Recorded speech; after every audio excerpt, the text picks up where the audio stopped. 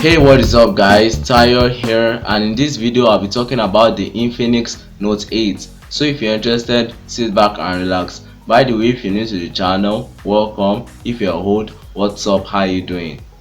If you're new to the channel, we're on the road to 200 subscribers, and a sub from you, yes, you watching this video, will be really cool. With that being said, let's get right into the video.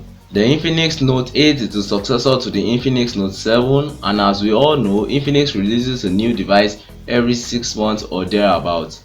The Infinix Note 8 costs around 90,000 for the maxed out version, although prices may vary based on your location or the retailer selling Infinix devices or thereabouts, wherever you're going to get yours. The Infinix Note 8 is made up of plastic as usual, with a nice design which I love a lot, and since it is plastic, it is durable.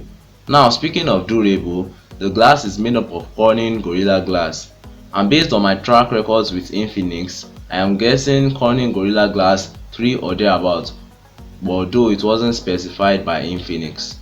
It comes in 3 colors, which are grey, blue and green.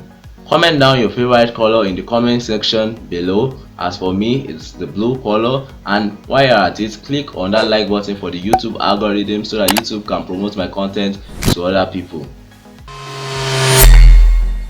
It has a 6.5-inch IPS LCD display with a resolution of 720 pixels by 1640 pixels. So videos from YouTube will max out at 720 pixels, which is decent but not mind-blowing.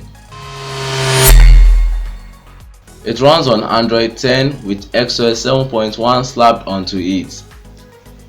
Now, the skin contains a lot of bloatware, and that's the major turn down of Infinix devices in general and this device.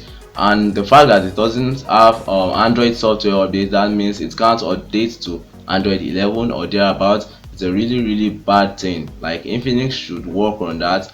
We have been telling them, but still guys, Infinix, work on your software updates. Although I want to know your opinion. Do you really care about software updates? Or yeah, just let me know your opinion in the comment section below.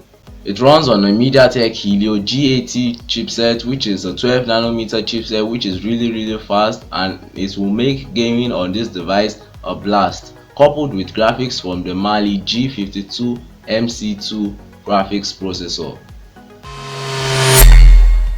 It has 6GB of RAM and 128GB of storage, which is expandable using an SD card.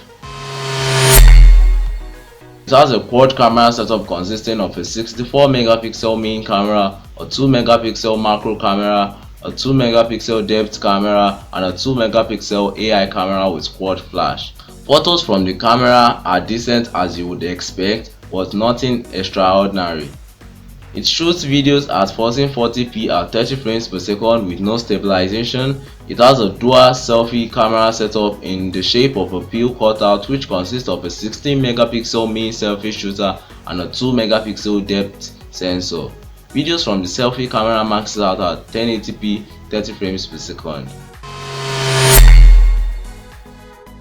It has a 5200mAh battery, which is capable of lasting a day on light to fairly intensive use cases. It also supports 18 watts fast charging, which is also great. And yes, it has USB Type-C, which I'm really happy for. You guys, Itel or whatever you call your name, please take notes.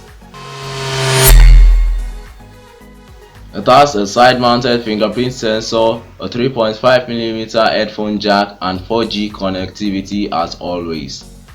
Well, my take on the Infinix Note 8 is that it's a really good device for its price anyways, but the major turn down of this device is the lack of software updates.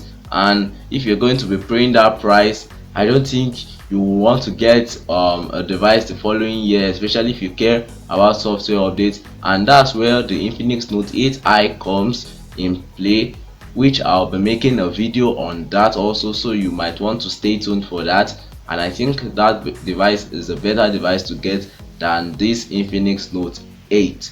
So yeah, if you want to watch that video, make sure you're subscribed, and yeah, turn on that notification bell so you stay updated whenever upload new videos just like this.